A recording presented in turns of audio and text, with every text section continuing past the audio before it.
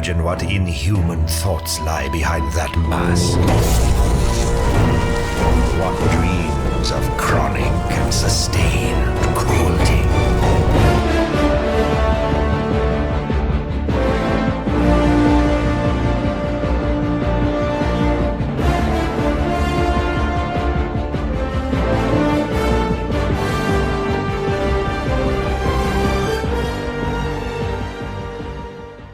Well, welcome back there, Helldivers. Hope you all had a good holiday week. I sure as hell did. Now, we're back at it again today with another build. Now, when Freedom Flames, that war bond came out, I made a joke about making a triple flamethrower build. And at the time, if I would have made that build, that would have been a meme build because they nerfed the shit out of fire. Well, 60-day patch later, and now I've made that build, and it's not a meme, but it's not as good as I want it to be, so I will be talking about some choices that I think would optimize this build, but mostly this would be under the category of, I think it's a fun, thematic theme based around fire, but not necessarily optimized. But yes, you can still take it into tier 10, tier 9, whatever you want. Terminids only. It's not a bot build because the flame weapons versus the bots, they just don't feel right to me. You got to get close to them. You just get to shot the shit out of it. It's just blah. It's not very good. Well, hey there, Mr. Nomad. Didn't you already make a fire build? It's called the incinerator build. What's the difference? Calm down. Yes, it did. So this is kind of another crack at the fire build. And this one I'm calling the Firebat. So strap in, we're going to go through the equipment, we're going to go through the stratagems, we're going to talk about how to play this build a little bit, and then we'll end the video with the state of the galaxy. You know, I got a few things to say about the game and kind of like where it's sitting, but let's go ahead and head to the equipment section. Now, starting off with the equipment, the primary weapon here is the Torture. The Torture is fantastic, especially as a flame weapon. It's our only flamethrower in the primary slot, and probably is going to be the only one that is. And that is a fantastic. Oh, hey puppy, what you doing? Hi. Yeah, nobody's seen you in a while. Yes, lady's still around. She's just kind of she's going through the terrible twos, even though she's not even a year old yet. Okay, bye lady, love you. Yeah, don't forget to pet your animals. They are the best. Anywho, Torture, yes, fantastic primary weapon, fantastic versus the bugs. It does a really good job at melting them. It goes through, it ignores armor. Essentially, it is a fantastic weapon. So Torture is the primary. Now the secondary, we're going to go with the Crisper. The Crisper is the more fun choice here. Optimized choice, I would say, is the grenade pistol because this build kind of lacks a little bit of structure damage. But we're going to talk about the Crisper. Crisper doesn't do anything really different than the Torture. It just kind of continues, you know, it just kind of like already does kind of the same job. So just make sure that when you run out of Torture ammunition that you have, again, more fire damage still. So that's kind of just what the Crisper does. Crisper's cool though. You can one-hand it, you can run a gun with it. It's a lot of fun. So that's our secondary pick. And then moving on to the grenade slot. So I think the optimized pick here would be the stun grenade, just to lock everything down. Fire damage does good damage, but it doesn't melt things as fast as I want it to, and essentially to keep, I would say, chaff off you. So the stun grenade would really complement this build. But again, sticking with the fun theme, I would go with the thermite because it still does that burning damage, but also it is probably our best solution versus a Bile Titan, which admittedly isn't the best option for a Bile Titan, but it does get the job done. So for the grenade slot here, we're picking the thermite. Now armor wise, I would pick the medium armor that gives you the fire resistance. I catch myself on fire all the time, so if you're somebody who doesn't catch themselves on fire a lot, maybe pick whatever you want here. But for me, I just happen to always light myself on fire, either by a bug or I'm just moving a weird way and my guy just gets lit on fire. It just happens all the time.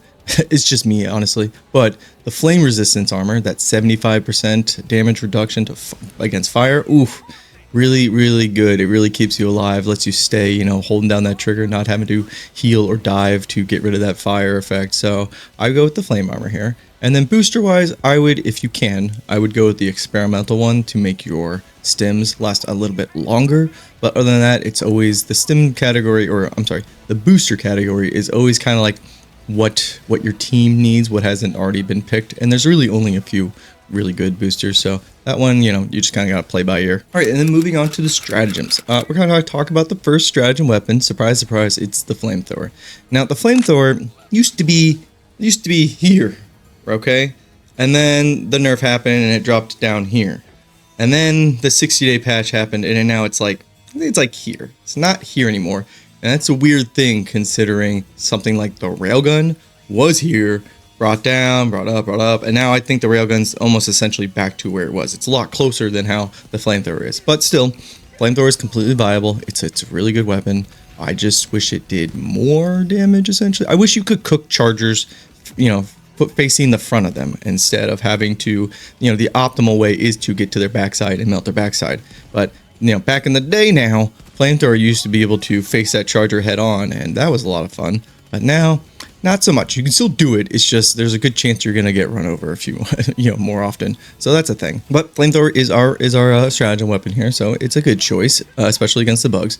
Now the next one we're gonna go with the napalm eagle airstrike. This is a really good eagle airstrike, especially versus the bugs because you get that initial explosion damage and then it lays down that field of fire and then the bugs cooking it.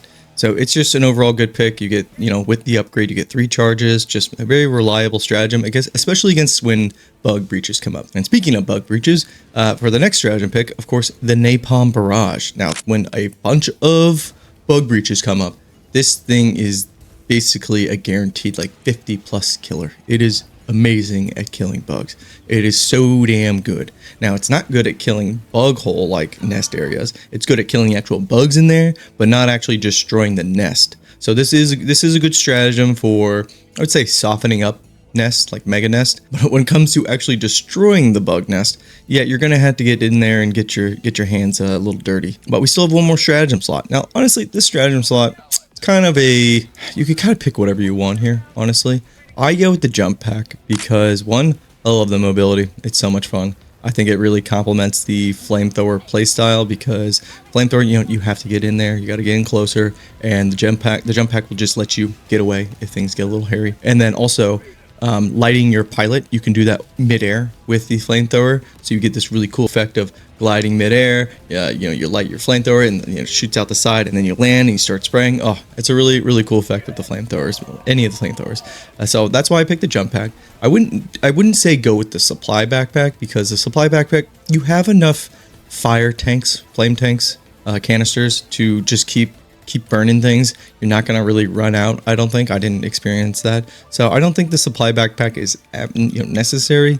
It's not something I would recommend. And then there are other fire stratagems. There is the minefield, the incendiary minefield. I don't like the minefield that much. It is an option, but again, I would just stick with the jump pack for me. That's how I like to play with this one. But just know there's other kind of like fire stratagems. It's just this is kind of like the 3 that I like with the flamethrower, the napalm, and the barrage, and those are like what I like to stick with. And then I like the jump pack to just be able to beep, beep, beep, beep, zip around. So that's our picks there. So how do you play with this build? Well, you are getting up into the front line there, and you're laying down some fire. Now you are going to have to give ground because, again, in my experience, the fire weapons, even with the 25% booster or boost from your ship upgrade, fire just doesn't melt as quickly as I would like it to. I do feel myself having to give a lot more ground than I think I'm used to, especially if you have the torture out and you get the jump on one of the bile spewer types, and you get the jump on them, right? And then you start flaming them, and they still have enough time to turn and just spit all over you and just kill you in one shot. They can one-shot you, and that doesn't feel right to me, essentially. So you do have to be kind of careful around spewers. They are more of that type that you light them on fire, but as soon as they start to target you, you need to dive, you need to get the hell out of the way because they don't die as fast as I want them to do. Every other chaff type enemy, completely, they're a joke to this build, essentially. They just get cooked really fast and they're not really a threat. I mean, you do have stalkers and hunters, which will jump at you, and they do catch you on fire sometimes. Mostly just the hunters, but with the fire resistance armor, it's not really a big deal for me. I didn't find them to be at all a nuisance. I enjoyed a pack of hunters coming after me so I could cook them, so they're not really a problem. And then when it comes to chargers, like I said, I wish I could face them head on and then take them out by targeting just one leg quickly. It does still work, it's just not as fast as it used to be. And so getting to their backside is definitely the optimal play here, and that does melt them extremely fast. Shooting at that butt, yeah, it gets them done. It's just getting to that backside can kind of be a little bit of a rub with this build essentially. And then when it comes to something like the Impaler and the Bile Titan, thank God you have teammates.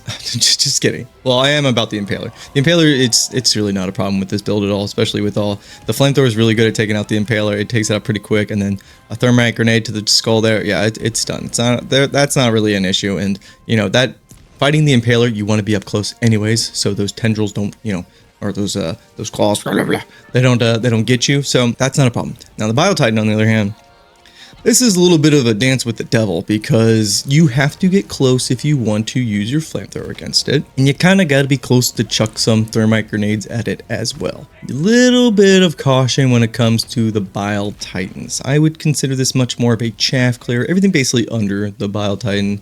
You know, you can take out Bile Titans, but really this is not a solo build. So maybe, you know, hang out with your friends a little bit. But yeah, Bile Titan, a little bit of a dance there, and then if two of them come up, well, sorry, I think you're probably shit out of luck. As the average Helldiver, yeah, I think you're probably dead there. Or if you don't run, I would maybe consider a tactical retreat in that instance. So that's how the build rolls. I think switching off between the Torture, Flamethrower, it feels really good actually. It's a nice flow. I actually prefer the Torture a lot. Just like a broad overview of the build overall in general. It's a lot of fun. I think the main, I would say, pain point with this build is unfortunately is the flamethrower stratagem weapon. I don't think it's very good, and it's kind of sad because nobody uses it against the automaton. So that's already half the enemy field that you don't use it against. And then for the bugs, it's just like those higher tier enemies, it's just like, it struggles a little bit. And that's a real goddamn shame because it's a stratagem weapon. It should be a lot more powerful. There's a lot of other stratagem weapons that can basically handle everything. And then you have the flamethrower, which is supposed to be kind of that jack of all trades. And it's just not. And I feel like it feels also bad because the torture's like here, right? This is how good the torture is. It's just somewhere around here. And then the flamethrower stratagem weapon, it's better, but it's only like here. You know, it's only a little bit better. It's not like there's not a big divide between these two. So really changing out the flamethrower for this build would probably be a lot better. Putting in something like the recoilless rifle or something, but that's not really the theme that we were going for here. I just want to kind of talk about something I noticed with this build. I'm like, man, this torture it's essentially doing the same job, you know, but the flamethrower is a little bit better, but not that much better. But that's my overall thoughts on the build. It's a fun build. It's just the triple flamethrower. I said I'd make a build on it, so I made a build on it, and it definitely has some weak points, mainly with the stratagem weapon, and then structure damage can be. You actually have to optimize the build a little bit to get to do basically everything. But I do call it like the Firebat build because it's a StarCraft unit. I don't know if you guys play StarCraft, but the Firebat there, always want to make a build like that. And this is about probably the closest we're going to get to it. I don't know if you noticed at the beginning of the video, I was wearing my Michelin Man suit, the big puff suit, because I made good on that. That came around on the Superstore and I made sure to get it. So I did purchase that. So now I do own it. Just in case anybody was wondering if I ever did make good on that, I did. I wish we had a puff suit that gave us fire resistance. That would give you that kind of like bulkier Space Marine suit. But that's the build. All right, but State of the Galaxy. Ooh, Helldivers 2. I think we're still in the escalation of freedom era, whatever you want to call it. We cannot have another escalation of freedom type of content drop. And what do I mean by that? We have been getting drip-fed content that has not been very compelling or really changes up anything. I know they had the 60-day balance patch that probably hurt their content cadence a lot, but still we can't have another one of these. I would say the DSS is cool, it's a nice community thing, but it feels like it came out undercooked, which is a real shame considering how long it's taking to essentially get new content. We need the next era. I don't even know what to call them. Seasons, content, expansions, DLC. I don't even know if you don't pay for them, but we need the next era of Helldivers 2 to be a lot better than this one and to continually get better. This is, it's a live service, right? And every live service goes through that first year of just kind of a little bit of a roller coaster as the developers kind of figure out their feet and stuff. But the real, when you make it as a live service, the real standout is the fact that over time, the content keeps getting better and better that they drop. And so I'm ready to see that for Helldivers 2, essentially. I'm ready to see the content keep getting better and better, new things added. I'm talking about like new gameplay type of things added. So maybe some more biomes, but mostly I want them to play with the formula of what we're working with right now. And that's really what I'm looking for. I mean, vehicles would be amazing, something like that. And then an entire new faction would also be amazing, like the Illuminids. I think those are two pretty big content drops that could happen. That would be a step up in an elevation, but they have got to be able to keep, raising the bar, and they can't just keep adding enemy factions, but something like that. So, I'm still loving Helldivers 2, but it's definitely, I'm not playing it as much because I have 2 accounts, by the way, now. So I have everything maxed out on my PlayStation account.